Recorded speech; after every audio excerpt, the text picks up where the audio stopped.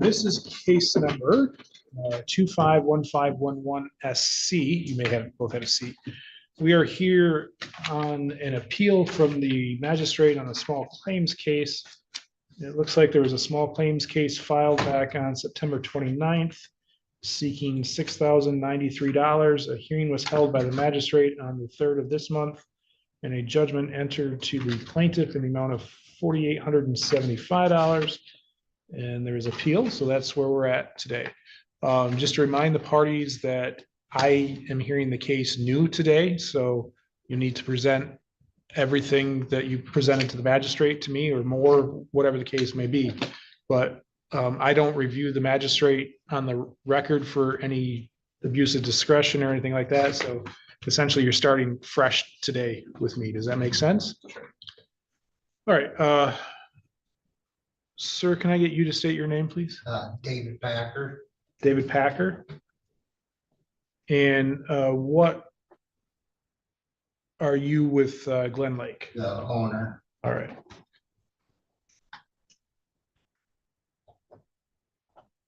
All right. Parties, please raise their right hands. Do you both solemnly swear or affirm the testimony you give in this matter will be the truth, the whole truth, and nothing but the truth? Yeah. All right. So, Mr. Packer, this is your case. So, what is it that you'd like me to know? I thought things were settled in the last case, and it seems like he'd be the plaintiff and I'd be the defendant in this case. Well, like I said, we're starting new. So since the case is originally, you originally brought the case. Oh, I thought again or something. No. Okay. No, so you originally brought the case, correct? Yes, sir. In the small claims. Yes. And so normally you would be correct that he would then have to convince the court as to why the judgment should not have entered. Okay. But because the case starts new, it falls back on you. Okay. So, okay. So what is it that, well, I guess knowing that, then are you prepared to move forward today? Yes. Okay. So, go ahead and let me know what you want to let me know. Did work at his place, and the first job went good. He hired us back to finish up his residence. He had some Amishmen doing the building and the wiring. Apparently he fired them. Sure, he brought that up in court last time. We did the job the best we could. We basically never showed up on the job except after 2 o'clock, and the direction wasn't very good. So we did the best we could on what direction we got. Where the guys that were there, one was a master electrician and the other one was a 4th-year apprentice, which I pay him $25 an hour. He has health insurance with me. I pay workman's comp and liability insurance on him. And I put $65 an hour on his time.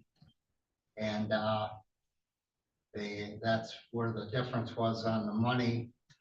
That the first hearing, she thought it was $20 I should be charging, which I don't, I know that isn't right, but all I can say is we did the job professionally. He had some problems. I tried to work with him.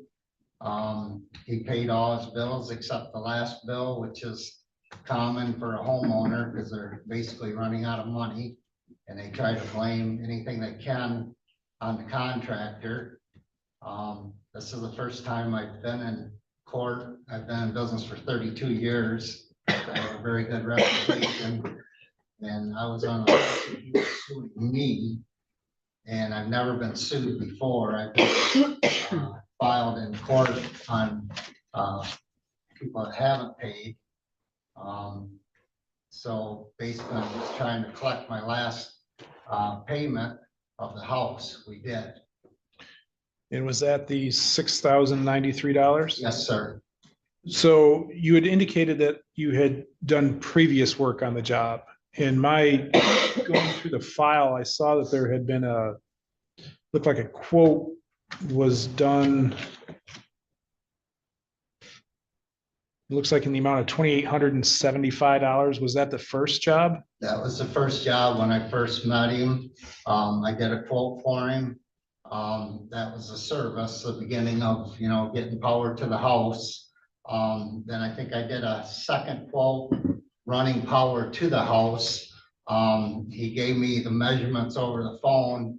Luckily, I added another 20 foot because it wasn't long enough with the measurement he gave us. So that would have been, of course, my fault because I'm an electrician, but luckily I covered it.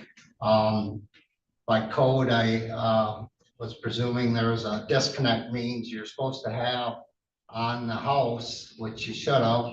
He said you didn't. So we didn't put it on there. I gave him credit for that. There was a couple instances where the guys went out, he wasn't there. The one guy had an emergency, so I had him come back. I gave him credit for that day, after the service work, then it kind of turned into time material. Cause I thought we had, a relationship where he knew what kind of work we did. And I just assumed, I wish now there would have been a real written agreement on it. A lot of jobs I do time material, and it's basically a handshake, and this kind of went good till the last payment. And I called him and asked him why can't I get paid?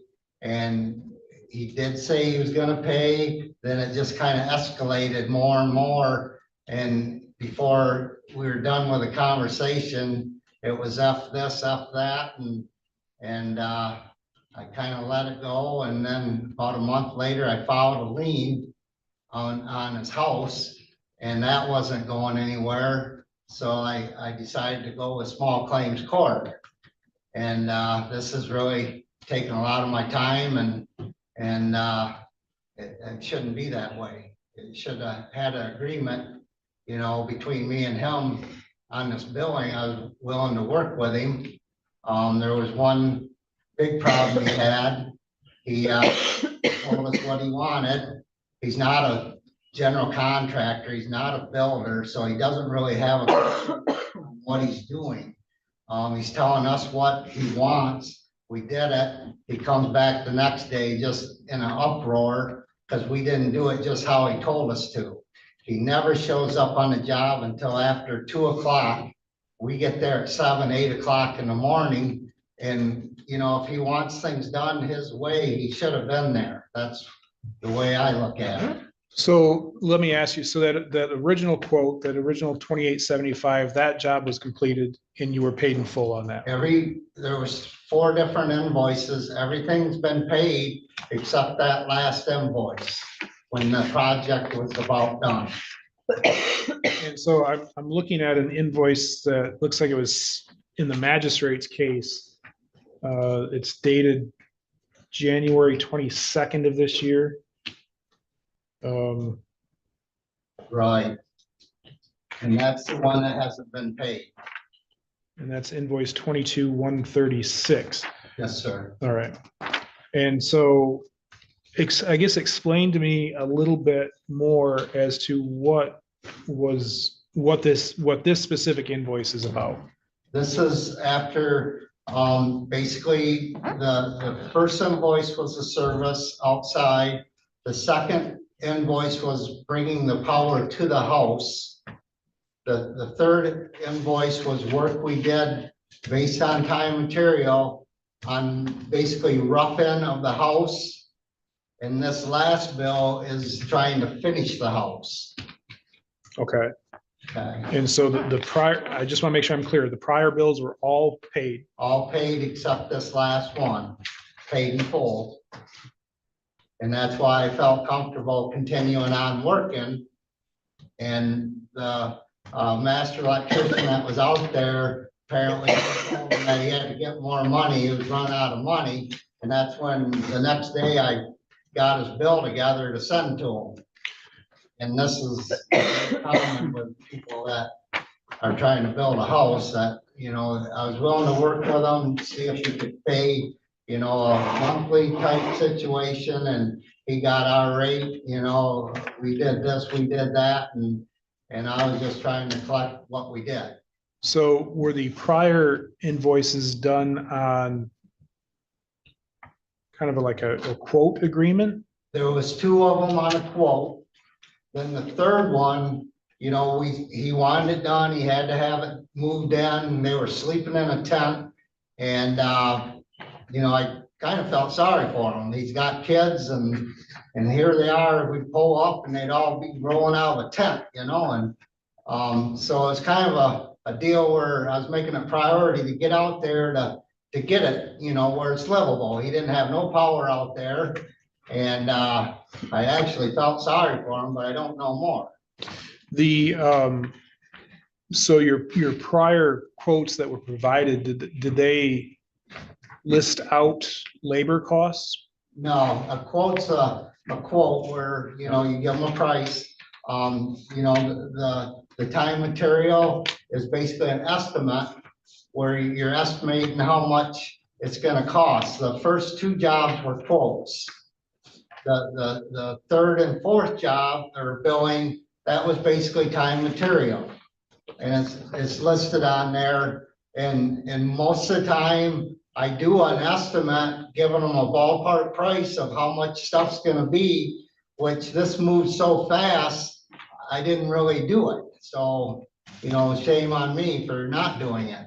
And so I'm looking here, there looks like there's labor on January 15th, the 16th, and the 21st for both a journeyman and an apprentice. Right, And then it looks like there's several different amounts of wire in different. right. That's material we used on the project. And then there's $1,147 for general electrical materials supplied from December 9th through the 21st. So that December 9th, does that include What I work from a prior invoice? No, what I did was I billed him out, so he had an idea how much he was had in the wire, the big stuff. Which is common for me to do. I don't know if it's common for everybody, but the general material is miscellaneous stuff that you use. Mhm. You know, the wire and that was kind of big items, so I put that on there so he knew how much it was. So when did you start work on this $6,000 invoice? The one for $6,093. Yes. Yep. That the first day was the 15th. Okay, so how does it have general electrical materials supplied from December 9th through the 21st on it if you started work on the 15th? The previous bill, I did $1,000, kind of like $1,000 allowance for the material that we used, because it was moving so fast. I didn't really have time to figure all the material, so I did like a $1,000 draw in this last billing. That's why there's a credit of $1,000. On the previous bill, there was I took $1,000 draw basically. Okay, Okay. so even though I just want to make sure I've got this clear in my head, even though the prior invoices had been paid in full, you were still billing for some of the materials on this last invoice for Exactly. the prior work. Exactly. All right. It's sometimes hard to, you know what the guys are billing or writing down on their material list until the job is getting close to being done. And that's why, you know, I took a guess, okay, let's put $1,000 draw just on the material on the third bill. And then this fourth bill, I figured it out accurately. And that's why there's, you know, everything's listed. Basically, the wire's all itemized and the general material is, you know, what it is. So And so when you say general material, I'm thinking like junction box, wire nuts, all that stuff. Wire Okay. for, general material. And so you billed that out at $1,147, but then you immediately gave a $1,000 credit back. So Because it's of the last bill. because of the last bill. So what all went into, I guess, help me explain what your crew did in this last invoice. What were they asked to do? The third invoice, we started pulling out what the Amish did. They had it basically screwed up. I don't know if it was kids wiring it or if he was or what, but basically all they got gutted out from the basement up. The only thing we kept were home runs. That means the power going to the outlet, from the panel to the outlet, that we kept. Everything else was a total rewire, basically, And explain to me why it had to be a rewire because nothing was right to code. to code. Okay. Right, All right. And did you have that conversation with him? he knew it. How did he know it? Because we're there on the job doing it. I He mean, was- we did it on the third invoice, and if he asked, you know, we told him what we were doing, what the problems were. We just don't go on the job and tear everything out that somebody else did if it's up to code. You know, we're electricians, we're professionals. We gotta do it right. Mhm. So if something isn't right, we have to redo it or replace it, one or the other. And I'm assuming because of the stage that was in, there hadn't been any electrical inspection I up assume to that. not. But you don't know if there had been or not? Generally, I get permits and he already had the permits. And I won the service I got the permit on. Okay, but the rest of them, he wanted to take care of the permits, which I don't like that. When we do a job, I want to be my permit on that because I'm basically responsible for it. And like I said, I felt sorry for this guy. He was living in a tent. I wanted to get in there and get out of there. So,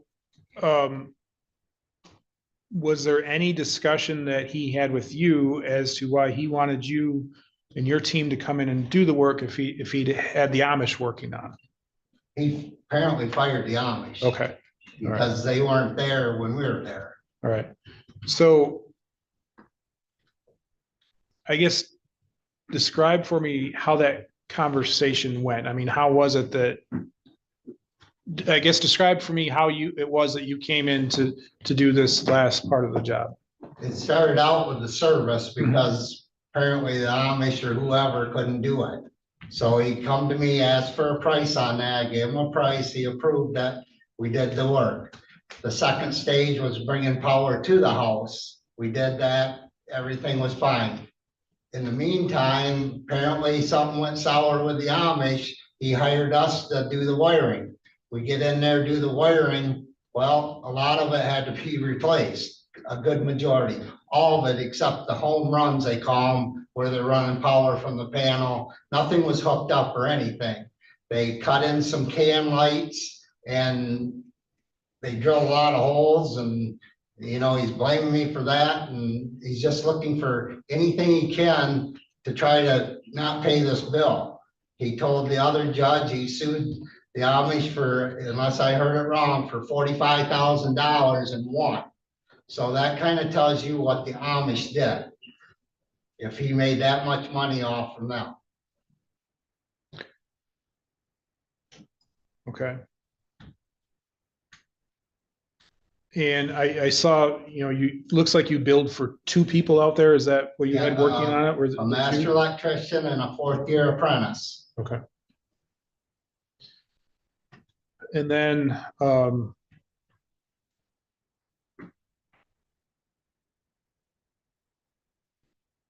there was never a discussion as to how much this last phase was going to cost.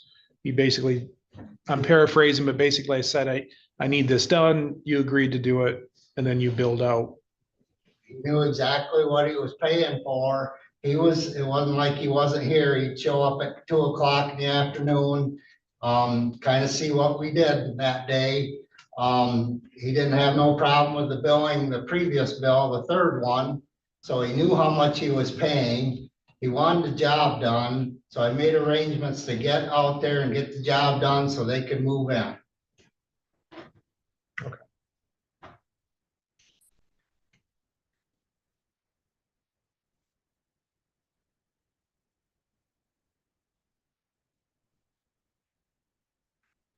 All right, anything else you'd like me to know? No, sir. All right, I'll probably have some more questions for you, but Mr. Catch, what is it that you'd like me to know? Yes, Your Honor. So let's start off by pulling apart and proving how much of what he just spoke was lies. Well, I'll make that hard to keep track of determination. that, So so I'm let's, gonna try to start on one at a time here. all right, So firstly, just because I'm looking right at it, the $1,000 was actually prepayments that was required on those first two invoices that I had paid for each one of $1,000 each. And then I also have the receipts for the final payment. So those were paid in full completely. So no, there didn't mention anything about those prepayments being made. Secondly, let's go ahead and focus on the Amish doing electrical work, which was not the case. That was done by a licensed electrician down in Newago. The home was built modularly, and it was had to have had some of those runs put in order to get up to the home. It was never the plan to have them finish it or do the entire job. It was a part of the concept that there was going to be some inaccessible locations in order to get runs in if we had done it all at once later. So we wouldn't have been able to get things to places. He did not rip out a single wire that was established or laid in by that electrician. And again, not done by the Amish. Furthermore, the defamation of my character and the things that he likes to throw in there, I may be looking in a little bit further about legal recourse on some of that. We were staying in a tent due to the fact that our rental that we were staying in was 45 minutes north of where we were at. I had been just in the process of moving up from Texas, so a lot of my being was back and forth. I was hiring a professional to do the job due to the fact that I was working full time and didn't have the ability to do all this myself. I ran a construction company in Texas for 6 years successfully. I do know what I'm talking about when it comes to these things, and could have and have done a lot of this work myself, but due to my time constraints, traveling back and forth, I have 5 children. My wife stays at home with my kids. I'm the sole proprietor. I pay for everything in cash. I don't have a single loan for anything, not a home loan, not a mortgage of any kind. The property's owned outright. My home's owned outright. Everything is clearing. I didn't pay this gentleman because of the inadequacy of his performance and the predatory billing practices that he goes upon to sneak in these things. He saw an opportunity, noting that I was paying everything clean and clear, and then he saw opportunities to then dodge this whole concept, and he was acting like a good Samaritan over there, when he in turn really was just trying to dodge out giving me laid for a simple plan of what could be done, because he had no idea. okay, so let's stick to this invoice that he's claiming is Correct, yes, sir. outstanding. I realize there's a lot of animosity out there, but we just got to stick with the facts here. So Yes. So he done work for you in the past. You Correct. didn't have issues. You paid the bills. Yeah, a lot of the time I wasn't around. So- He would require payment before he would do any more work, so I didn't always get the opportunity to come and see what was done before I would get to come through. So in regards to keeping the progress rolling, had I been there for the previous payment before he started this week of this invoice, the last one was for $5,000. I paid that without getting the opportunity to look inside the home.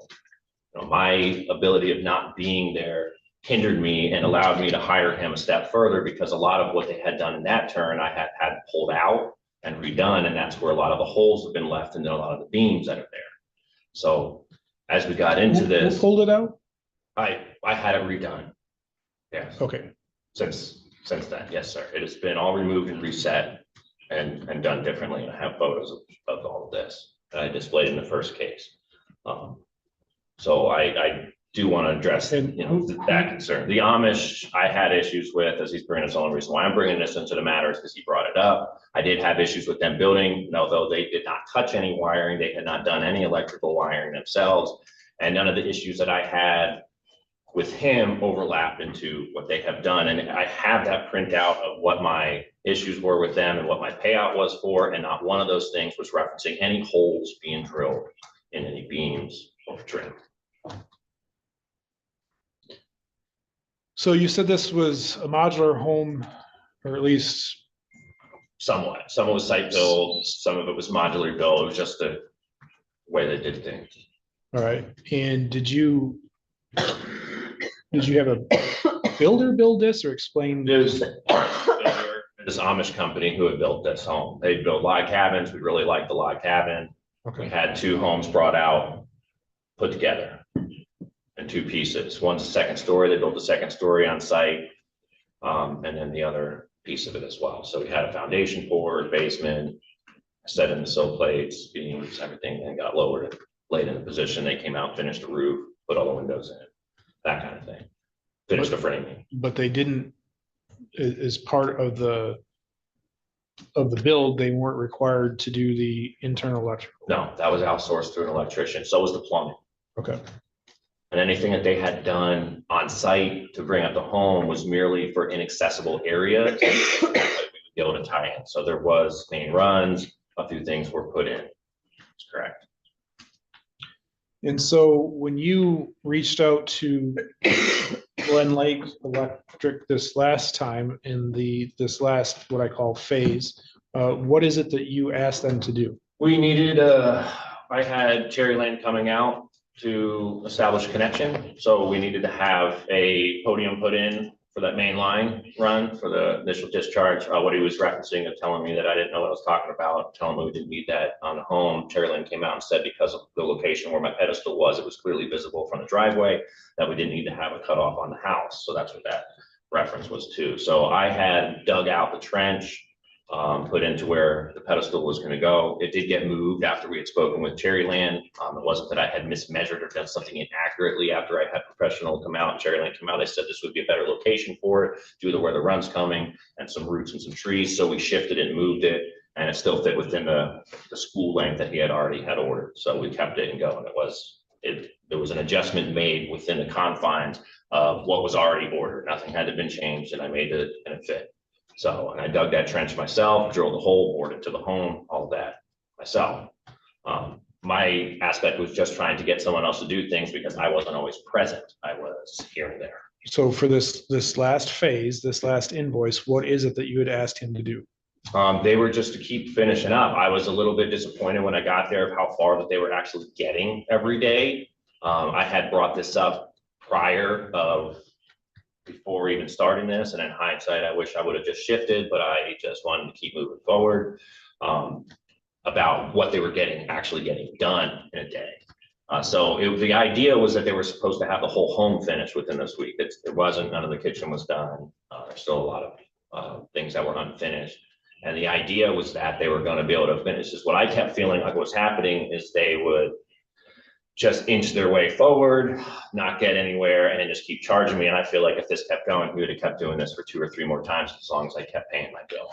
So you're saying there was an agreement that the work was to be completed within this week of January 15th. And frankly, I wish that he would have had, Okay, just as he did. Hold on. My question was, it's your testimony that there was an agreement that work was to be done within the week of January 15th, yes or no? I can't recall the date specifically, but that does add up to what he's saying in that time frame. So I did not log all that. It's a very hectic time, but And it was my understanding that they were going to finish prior to this invoice. Was that agreement in writing at all, by No, text, no, Your anything Honor. like There that? was nothing in writing, no addressment of what they could get done, an assessment, and was one of the bigger issues that I had to start connecting this predatory line. So when you said that there was no assessment as to what could get done, how did you have an agreement that it would be done? There within a wasn't week? any agreement printed. It was merely verbal. It was Okay, my understanding, or I guess assumption, I should say clearly. Well, there's is that this would be a done. difference between an assumption and whether there's an agreement for the work to be done within the week. And I realize there might not be a written agreement, Yeah. but, 2 people can say, I'm gonna quote this out at $10,000 and I'll have it done within a week. There was no quote. There was no estimates of pricing. I was merely just getting pulled along what they could get done and how, and just being told, oh, we can finish it this week. And then it'd be like, I'll send my guys up there, we'll get it done this week. And then it still wasn't. That was the So agreement. when was it that you reached out to him to ask him to do this work that's the subject of this invoice? It was a continuation of the previous one of what I thought would have gotten finished that week. So it was a continuation of that. And then he held that over my head to say, well, we're not going to come back out there and speed pay me for that one. So I immediately paid it, not being present, not getting the opportunity to look at things. So I want to make sure I understand. So it looks like the previous invoice, at least that I have in my file, is from January 7th. And that amount was $1,628. Incorrect, Your Honor. Let me pull it up for you right here.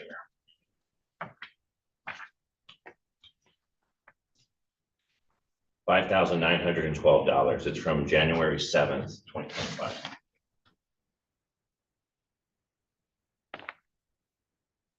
What's the invoice number? Invoice number is 22093. 093.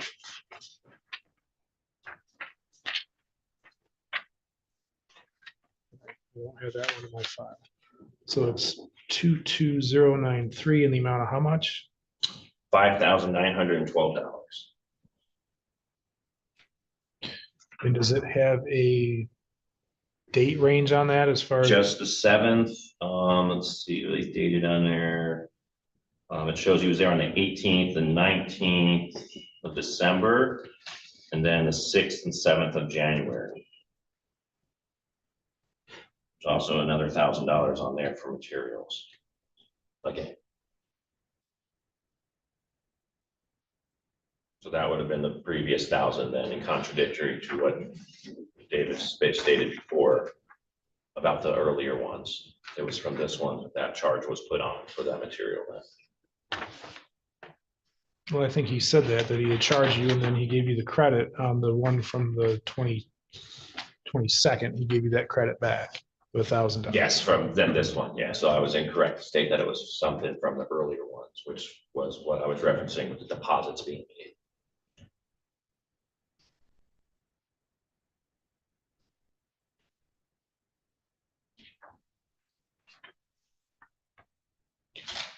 All right, so if I understand correctly, it was some point in December then that you would have asked him to do,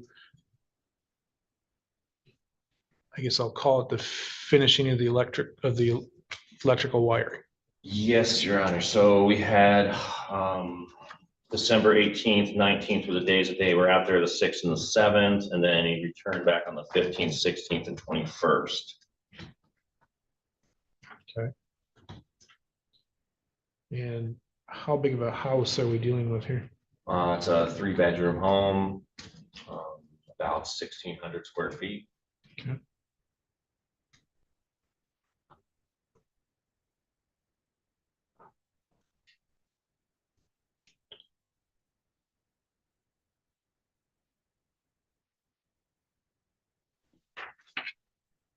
Now,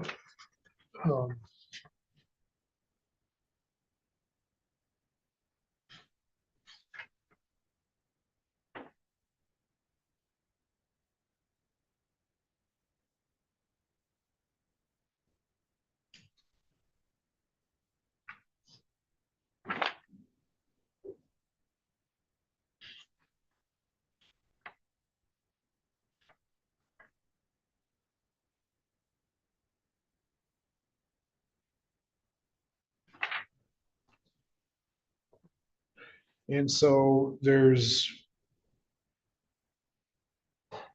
no quote done for this last phase. You basically just say, I need to get this done. He agrees to do it. Was there any discussion at all as to what it might cost to do it? I realize there might not have been a formal quote. Your Honor. All right. And did the work get completed? We had issues with work. I had come in one afternoon after my day's work. I would make sure that I was there when they were doing work in the evenings. For this week, I was staying up in Honor area at an Airbnb, so I would come down after my day's work and before I went back to the house. So I'd make sure that I was there before I'd catch those guys for the day's next instructions. I specifically had given the crew instructions on how to do the upstairs wiring. The issue is what they had done upstairs. I had walked in that day and found things not done according to the description that was just given at 5 o'clock the previous evening. I wanted them to remove it at the same time feeling bad for the labor and not knowing at that time that I would get anything back in return. I did bring this up to Dave, and this is what he was willing to work on with me for, and he deducted about 4 hours, and that was it. When I had brought up the issues with the damages and everything else, when the conversation went awry, he just argued, he didn't want to listen to my view. He didn't visit the home. He didn't make any attempts to see what was done or assess the damage of any kind. But he did deduct 4 hours He off. was willing to only do 4 hours of that. Yes. Your Honor. Did he do that or No, no? on this bill, there's no deduction of that. Okay. And that was as far as that verbal conversation went. I expressed that I think that his guys weren't listening. He defended them. I made some accusations about them getting high and coming So that day and they were red-eyed. when was and that upset him? When was it that you discovered they weren't wiring according to your instructions? Oh, man.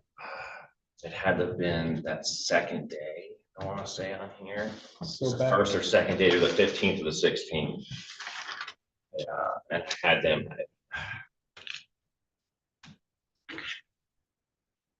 so you're in Can't quite January? remember. It may have been the last day, the 21st day. I'm trying to recall this is coming in because I don't necessarily recall them coming back after that.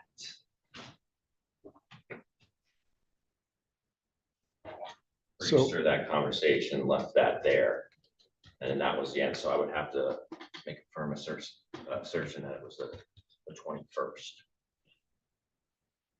So January 21st is when you discovered that they hadn't done the wiring as you requested on 5 PM the day before. Correct. You're not being billed for labor on the 20th. Yeah, there's no date showing on here. There's 15th, 16th, and then the 21st. Correct.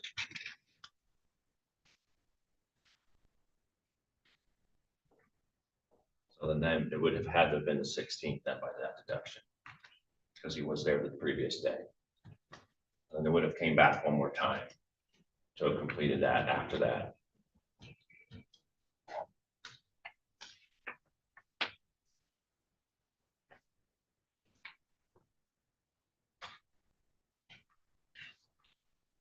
And so how many times were you at the house while his crew was working on it with this Sometimes. last request? On this week, I had made it out, I want to say only one time, and then that day, and that on the 21st was I was with my family on that moment. We had come out to the home together. So it would have only have had to have been one prior time before. So those dates would have had to have been in the middle, and the 21st, I don't even recall. Let me look at the calendar real quick. Can't quite remember this. See what those dates were. Some of my recalling was coming by. It was in the weekend.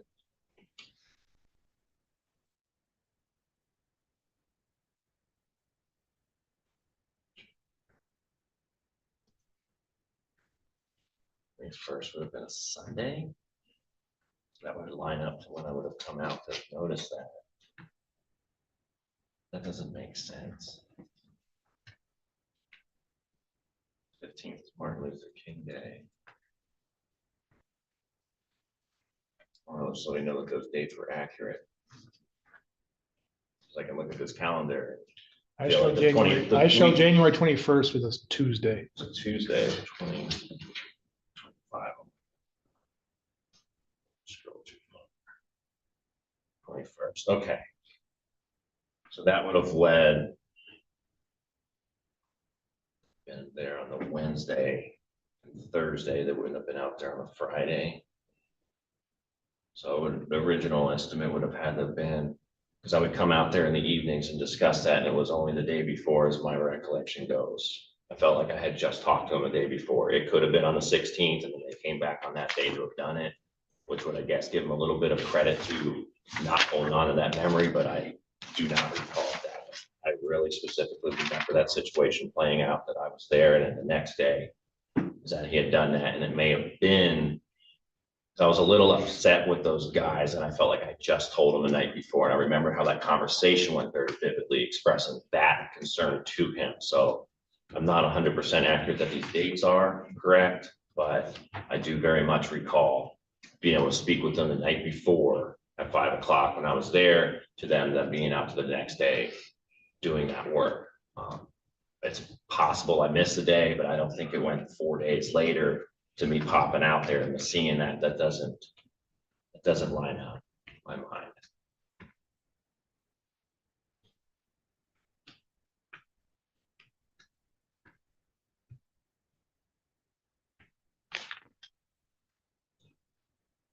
And make sure he had directions. You know, I went over things, and in his defense, I would go over a lot of things with him, knowing that I wasn't always available and around. I would try to cover a lot of this with him. You know, what the plan was, what we're trying to do, where to hide the wires, how to hide them, where to put them. And I had paneling to go up under the ceiling, so they were able to utilize in between the ceilings that were open. There was no paneling up yet on the ceiling, so below the second floor, you were able to run a lot of the wires. So I would guide him through what I wanted done, my direction, my vision, and how I wanted things to go. You know, I'd have these conversations a bit, but I very vividly recall having a conversation specifically with the upstairs bedrooms on what to do. And I had a conduit running through the walls, drilled through door trim. And I, you know, those photos, and that was the main issue that I had, and that caused me to be irate. That was the very first instance that I had where I had been able to see something and said, wow, this is not done to par. I brought this up to Dave, and then things went away. Were there any prints done as to how you wanted No, the electrical done? no, and I wish things were laid out a bit more, and you know, it's a learning lesson on my part as well. I would assume Dave's is also to have things in writing preemptively going into something like this. Because there was just too much gray area. I would give a direction about something, that how much of that was being So I guess, retained. give me an example as to something that you had said to do a certain way and it wasn't done. Yeah, very specifically is the matter I'm talking about. Was with the upstairs bedrooms, there was the ability to run all the wiring through the floor. So I had vividly said I'm utilize this space to go underneath the floor before the panels would go up between a 4x6. So there was plenty of space to come right through, and I expressed that he can go, and he was fully accessible to both rooms upstairs. They're essentially built over. Part of the basement, it's only a partial basement, so some areas, hence why some of the electrical work was done prior to the delivery of the home. But the entire second floor was accessible just for straight ups. And he had brought up one location and then ran conduit all the way around the walls, drilled through the drawer, the trim, all the way around the other walls of the house, drilled through another trim, and then kept going.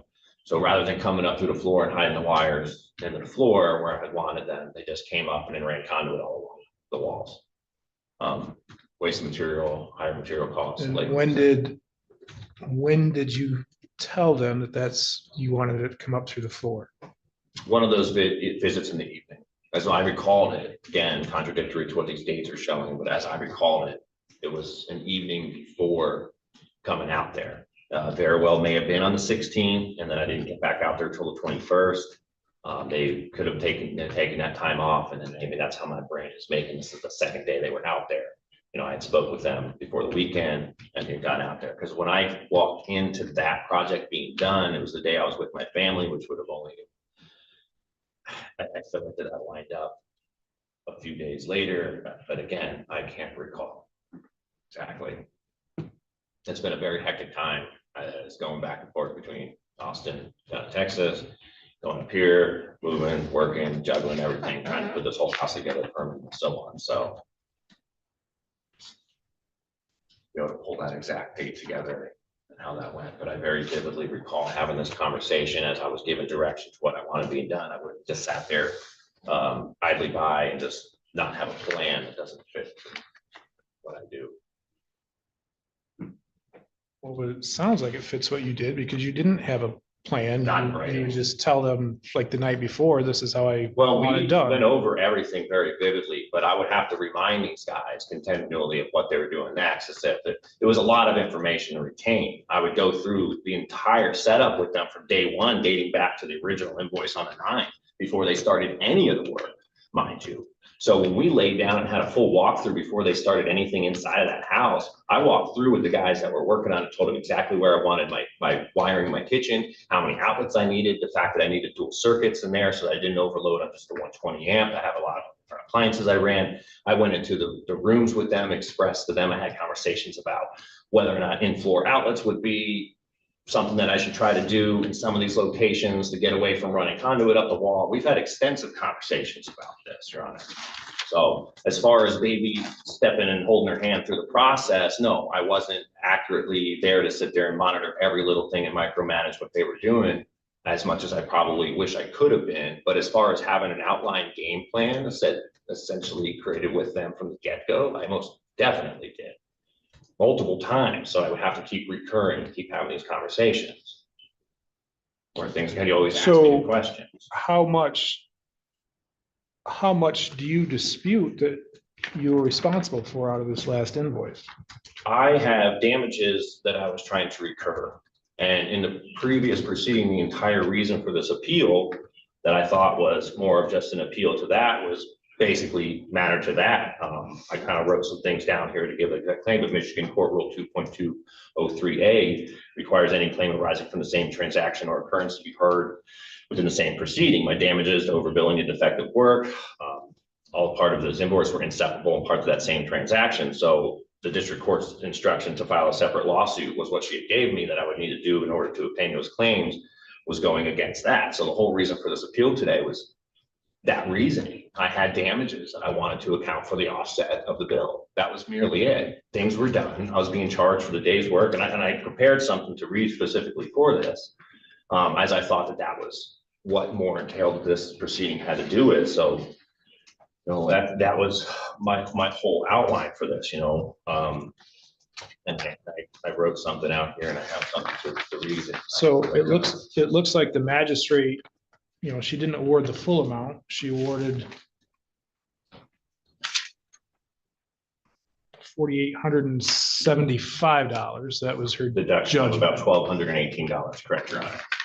And like I said, and given that Michigan Court Rule digit number there and to what reference that is for not hearing that case out, that was the only reason why I appealed, was because I wanted a fair and balanced decision to be met upon damages that were incurred. I didn't feel that it was necessary to pay for a duration of time of labor from damages being incurred, and I wanted compensation back of credit for what had actually happened. That was all my conversation was about Dave when I brought it up. He wanted to argue with me and didn't want to spend the money coming out to look at everything.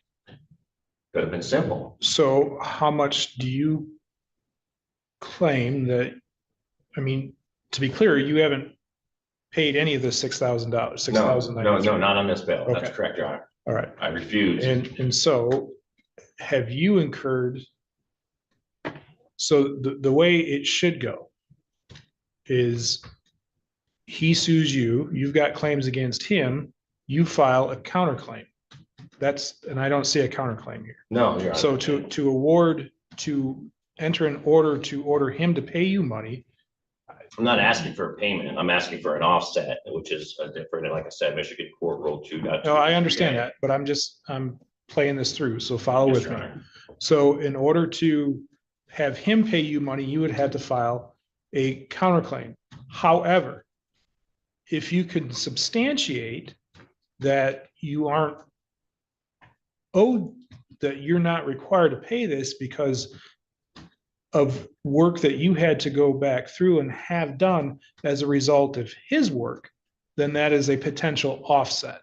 That's what I'm trying to move. So I guess that's my question then to you, is what damages have you sustained, provable damages that you've sustained as a result of his work that would offset this $6,093? Yes, and that's what I had prepared and had showed in that court, and I have here today as well. Visual photographs taken of the holes drilled, of where the wiring was going through conduit, going through trim, big holes left in the walls, all the tack marks from the wire tacks, the screw holes left in the walls, and all of that. I had beam drill holes from wiring being set between beams. That's what I was compensated. I wanted to be compensated for all these holes and beams. So I have all these photos. I have an estimate based upon contractor quotes that would be to repair and fix these. And I merely was just trying to offset those damages. That's exactly what I was attempting to do. Let's see what you have.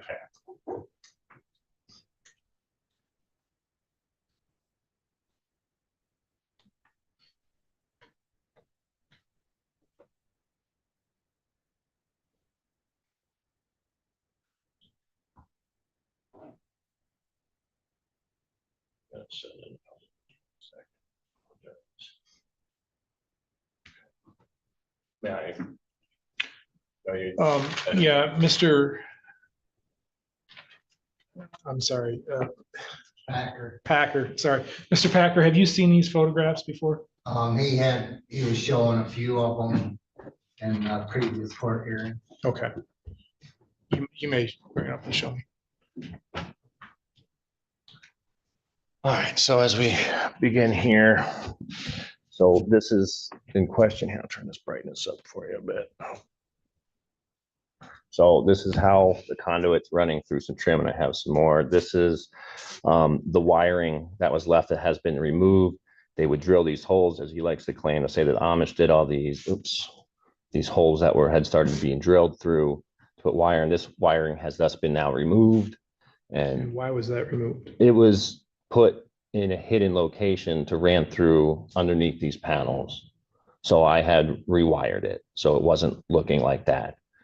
And I can show those photos here. So all these holes were drilled in locations like this, double holes. Another one here, and then you can see pretty messy as well with that. Couple that were drilled. This is where the wire's been removed. So as I would go through all of these, this is one that was in the door trim of where that conduit was previously, leaving those there in a trim. That's just the other side of the Who door. installed the conduit? They did. Okay. Yes, sir. See, and this is how things are looking there as well. And again, this was intended to just come up through the floor, and it could be moved over just aside of this heater that's there. This is how they were supposed to look. That one was done correctly. Why that one was like that and then the others weren't. Trying to give examples here of what that was accepted. Like that, I didn't want that. I wanted these straight up runs, more resembling this. Holes again where wires were through the trim that was coming into the bedroom. So this is again where that was in that hole, that conduit line. Again, long runs going along the wall where I'd have preferred that not to have happened. That's going through that hole then too. This could have easily, if he, I get that it's a log cabin or solid walls. There's other means to have done this, and we had discussed all that. So these are some of the issues that I had here. That's just the same photo again. This is just trying to do due diligence and showing through. This is how the wiring is now. It's coming through, not up along these beams. This is that same room I've shown before.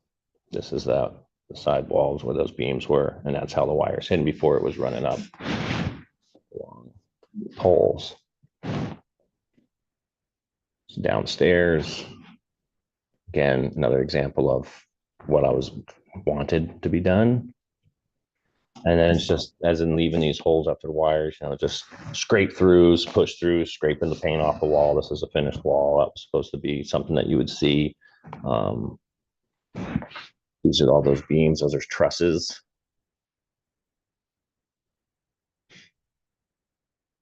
More so the same thing. Includes that run there. I thought I have some more. You have a quote. Oh, yes, sir. Right here as well.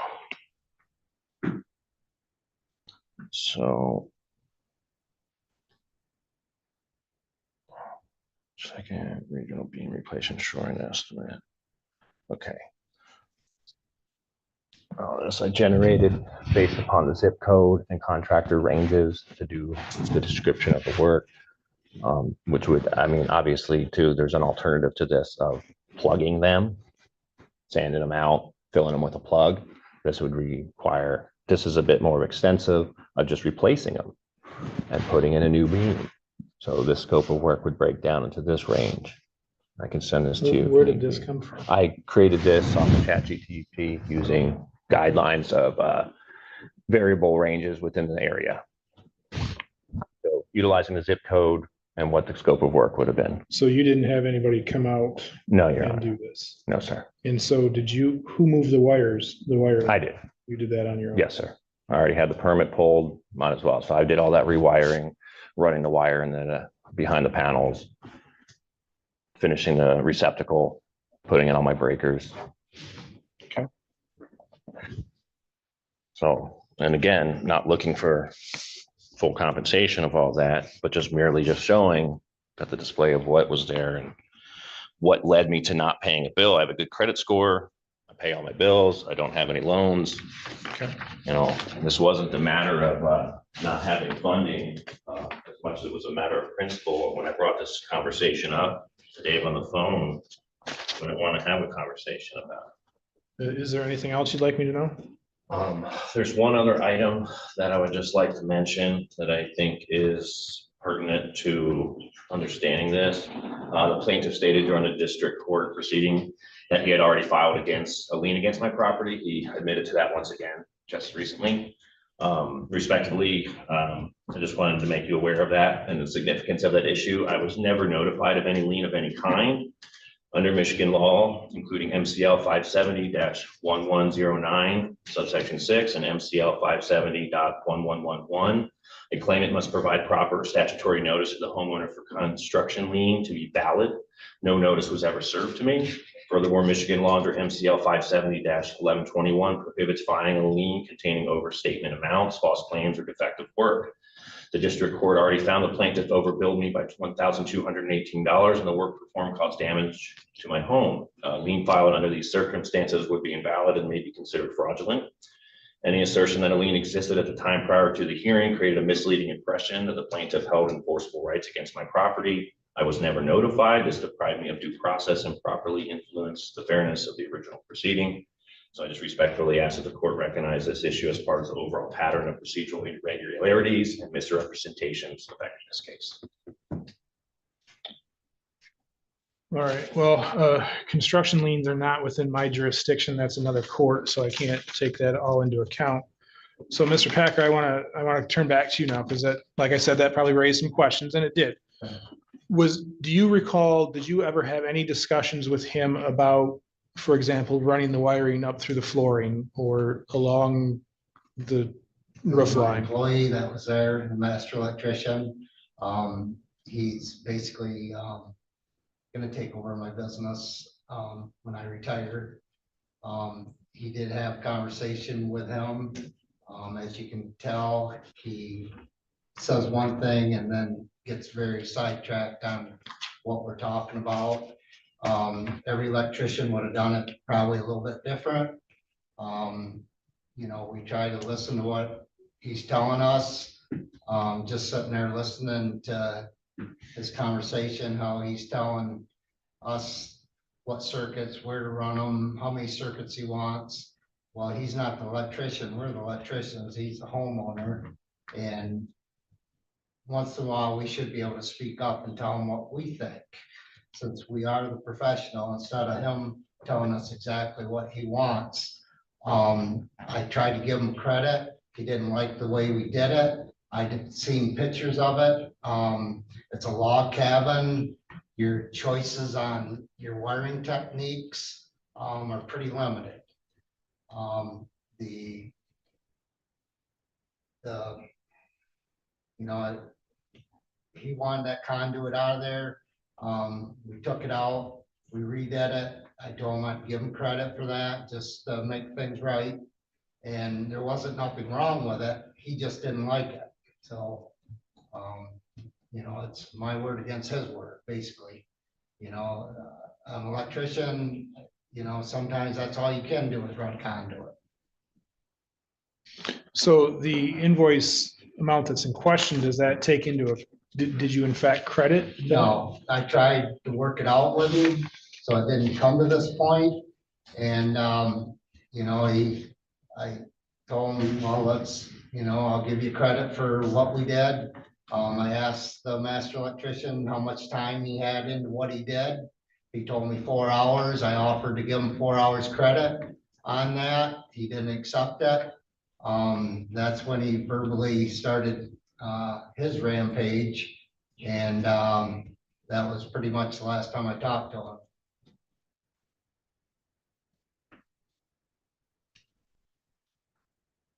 And so the 4 hours, that would have credited back the labor costs, but not necessarily the material costs, correct?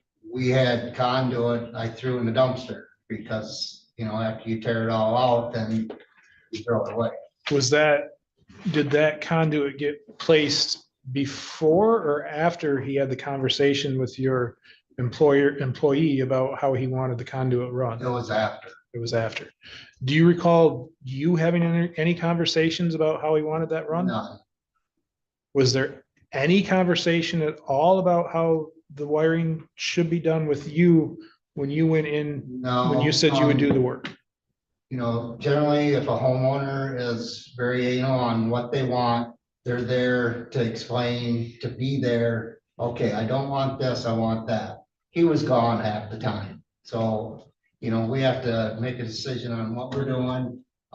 There was nothing wrong with what we did. He just didn't like it. So, code wise, it was fine.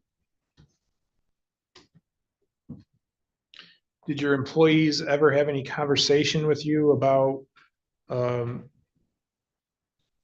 Tom came in today and tomorrow he wants us to run 3 Yeah, They floors? told me that they ran this conduit and he came in with his wife and kids like about 4 or 5 o'clock and just come unglued on them because it wasn't how he wanted it.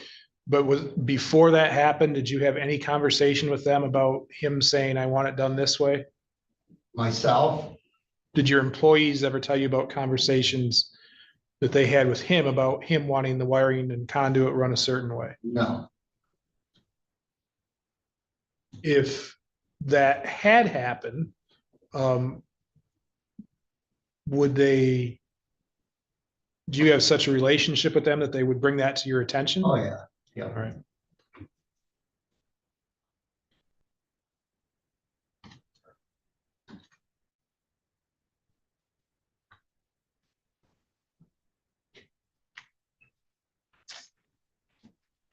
Now, I saw photos where it looked like some of the beams had double holes in them.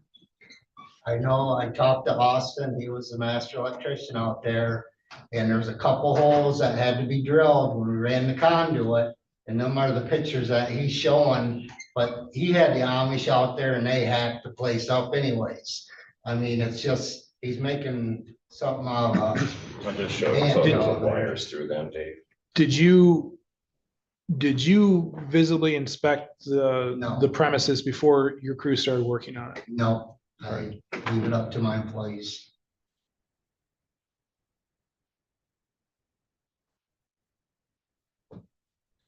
And so the wiring that you said had to be pulled out because of the work the Amish had done on it. Do you know where that wiring was at in the house? It was throughout, like he said, some of it was buried. Austin sent me a few pictures on what wiring techniques they were doing. I have. Your guys or the Amish wiring techniques? Well, you said that Austin is his name? Austin's Hold the on. one. That Austin, okay, Austin had sent you photographs about their wiring techniques. Are you talking about his techniques or the Amish's techniques? That's Amish, Okay. why we had to pull it out, which I have a few pictures of it. Do you have those with you? Yeah, show you. Have you seen these photos? No, sir. Mr. Packer, if you, Once again, it's to recalculate hold on, that hold there on, was an electrician. hold on. Why don't you show him those photographs? Want to point that out again. It wasn't. You want to point out a lot, but there's a process we have to go through here. Strong size wire in there, strong size, next to 20 amp with 15 amp. There they did the lamp wires in the boxes. Yeah, we removed all those. Right. Okay, so what you got here? Basically the wiring, that wire should end up in the junction box Mhm. and they just bring everything out and wire nut it. See how that one is? Can I- The wire didn't Are we even talking get about in. this back here? Yeah, the white insulation should be in that box. Yep. And that was a good majority of it. And there's nothing you can do with that but tear it out and redo it.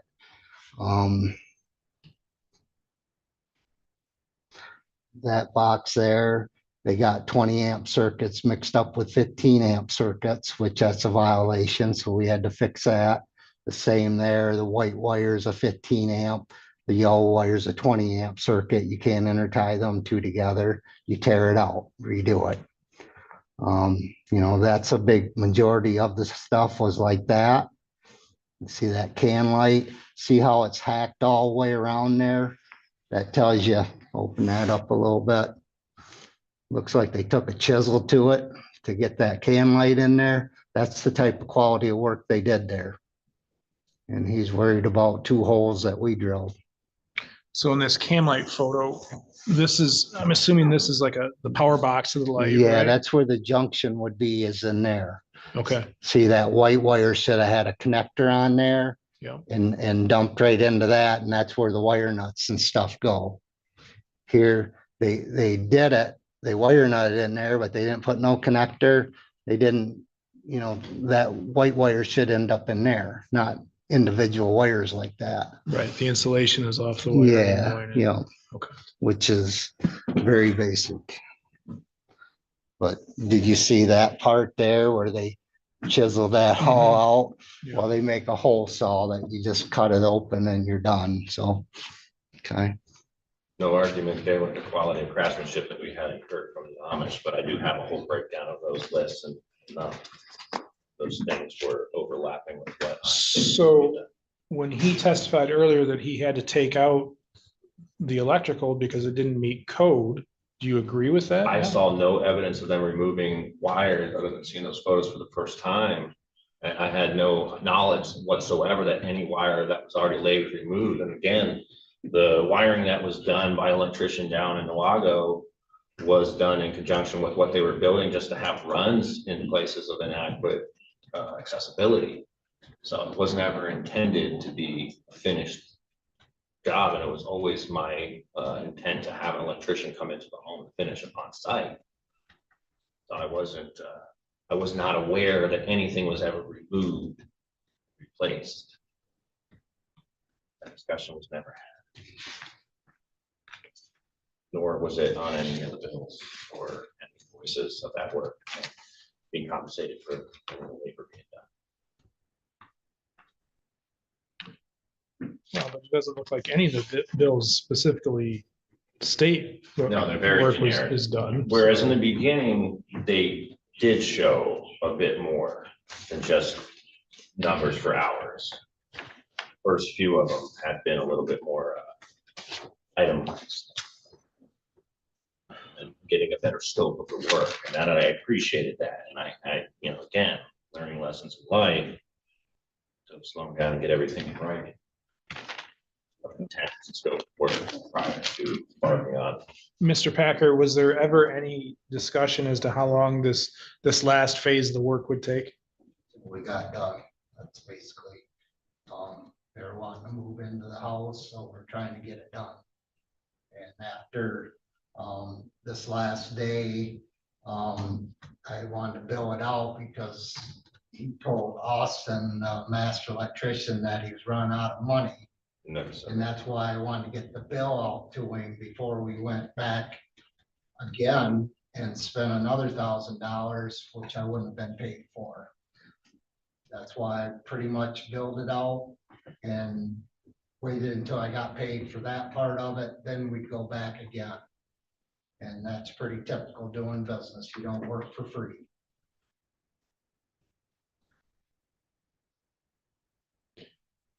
And so how much did you bill out the journeyman at? I know you told me, but $96 an hour, 96? which is pretty reasonable nowadays.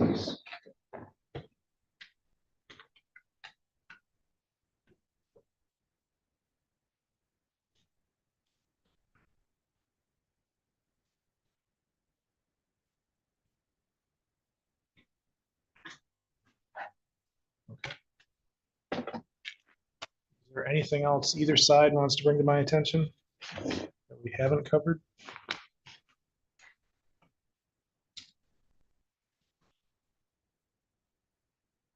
Sir, Your Honor.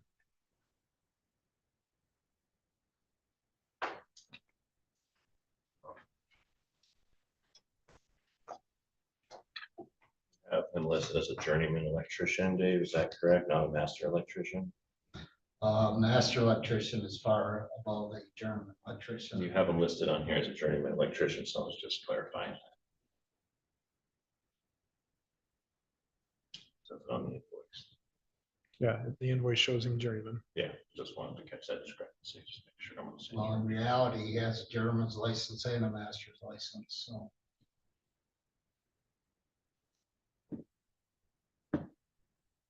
Going once, twice. I think at this point, Your Honor, my apologies, I was just trying to review it. Thank you for giving me the opportunity. I think I addressed my concern with allowing an offset of billing. I think we landed on understanding of where that was. It seems like that was my main intent of appealing today, was just to be able to be heard on that. So I appreciate that opportunity.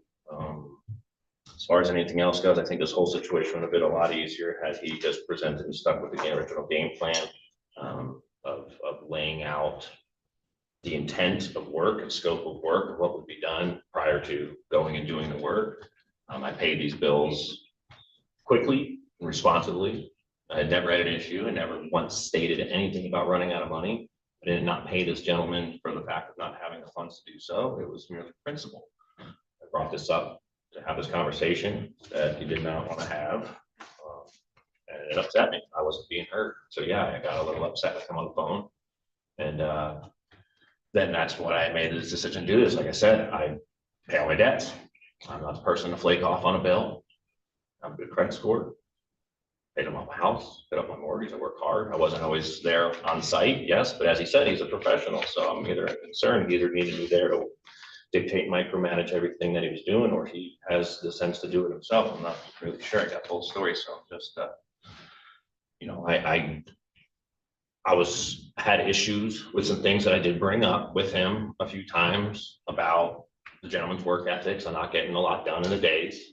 I had some problems, and it's my own fault for continuing work with him. So I'm just looking, again, just to have a fair, just understanding that there was damages caused at home. There is issues there that were being done. There was some overcharging that was found in the lower court. But with the manner to which that helper was doing, he wasn't working on his own accord. He was working as a helper to the other one. And a lot of this is just unfortunately hearsay, and it's my own fault for not getting it all in writing ahead of time. And I really just hope that there's a just understanding with that, and that we're going to have the ability to have an offset of charges, damages in this case, as reference to, you know, I prepared something to read for that, but I think that we're all on the same page at that point. So. Okay. Well, Mr. Packer, any argument? Yeah, go ahead. He referred to the helper, and in the first court hearing, I didn't really hear what she was saying until the court hearing was over. And the helper's a fourth-year apprentice helper, which he's just about ready to get his German's license. I mean, I'm paying him $25 an hour. He has health insurance. I pay workman's comp. I pay liability insurance. I base on helper's scale from $56 to $72 on wages. And she called it $20 an hour, which was kind of I didn't realize it until after I left court how despicable that was. I couldn't believe it. And I think she Googled it, what a helper should get in wages, and nothing against her, but she wasn't even close. So I just wanted to bring that up. The price that I charge him is typical on, you know, other electricians, what they charge for apprentices, and I send him to school. He goes to TBA up in Traverse. He's on his fourth year of apprenticeship. There's a lot of hidden costs besides what you just pay somebody off the street. And I don't think she realized that. Okay. If I may, Your Honor, I was never under any understanding that there was going to be two people working on the home, and any agreement to having two electricians working there simultaneously, whether helper or otherwise. And I believe it was $25 an hour if you would look, you had reference to the transcript in that case, and this argument that Dave made was in court. He didn't wait till after, or wasn't something he realized after the fact. That there was a transcript of that, you'd note that there was a conversation actually had in that court that day. But again, I had no understanding. I did not like the concept of that I needed to have a second person around. He was just really there, grading things from the truck. The days and times I would be there a few times working. Sometimes he was there, sometimes he wasn't. I thought he was just a helper that was just grabbing things from the truck for the guy. He was always just on his shoulder, wasn't doing his own work. So I saw it as such.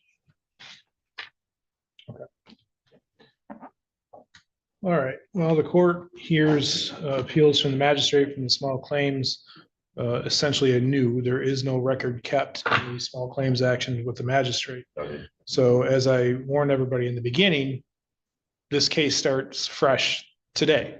And so anything that was said prior in the probate, in the small claims case before the magistrate, I don't get to consider that today. So what I'm left with today are the proofs that were presented by the plaintiffs and the proof that's presented by the defendant. And then I have to decide who's right, who's wrong, or if nobody's right or wrong. These cases are always tough when there is an ongoing working relationship and everything goes bad, but it just takes one time for it to go sour and then the world comes to an end. And that's kind of what we're here at. What's difficult for the court is there's nothing in writing as to what this work was entailed. There was nothing, no prints presented. There may or may not have been some instructions given timely as to how work should be done. But I'm left with a he said, she said situation there. And that makes it tough. The magistrate in the prior case issued her judgment, and somehow she came up with a lesser figure in her. She came up with $4,875, and I don't know how she came up with that decision. And like I said, that has no bearing on what I do today. But what I am left with is an invoice for $6,093. It sounds like through conversations between the parties, the plaintiff had agreed to give a discount of 4 hours, $96 an hour, which by my calculation is about $384 for some work that may not have been done the way it might have been requested to be done. Then we heard testimony today that a lot of the work that was, or I shouldn't say a lot, that some of the work that was done was to make the electric up to code for prior work that had been done. So there was more than just picking up where one left off and move forward. But again, we have no scope of work. The scope of work is that the wiring has to get done. That's essentially it.